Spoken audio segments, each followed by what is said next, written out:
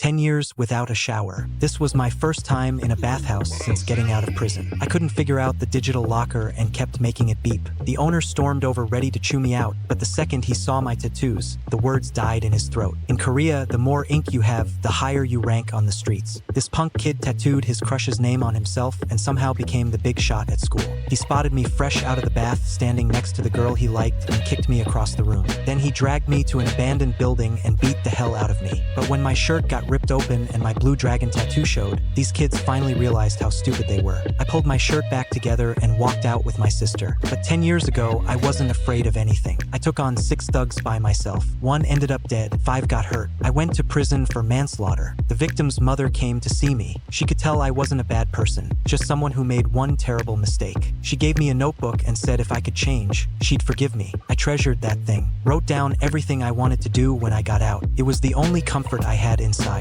10 years flew by. I was finally free. Prison had knocked all the fight out of me, and the world outside had completely changed. I went to see my old crew, just to check how they were doing and let them know I was out. They played nice to my face, but the moment I left, they talked trash behind my back and had people tailing me, worried I'd come for their turf. Then I went to a small restaurant run by Judy, the victim's mother. Her face lit up when she saw me. She kept asking if I was okay. All I could say was sorry. She knew the guilt was eating me alive, so she took me in as her godson. She closed up early just to grill meat for me and even fed me herself. Her daughter watched from the side, a little jealous. She hadn't seen her mom this happy since her brother died. The next day, I went to the hospital to get my tattoos removed. A fresh start, but the doctor said covering that much skin would cost a fortune. I was broke, so I found a job at an auto shop. Because of my record, cops came by every other day, worried I'd fall back into old habits. My boss stood up for me, told them I worked hard and was a good kid. That night, I spent my first paycheck on a nice pair of shoes for Judy and the camera my sister had always dreamed of. Judy was proud of how far I'd come. My sister finally accepted me, but just when life was starting to look up, trouble came knocking. Local gangsters teamed up with a councilman to redevelop the neighborhood. The restaurant refused to move.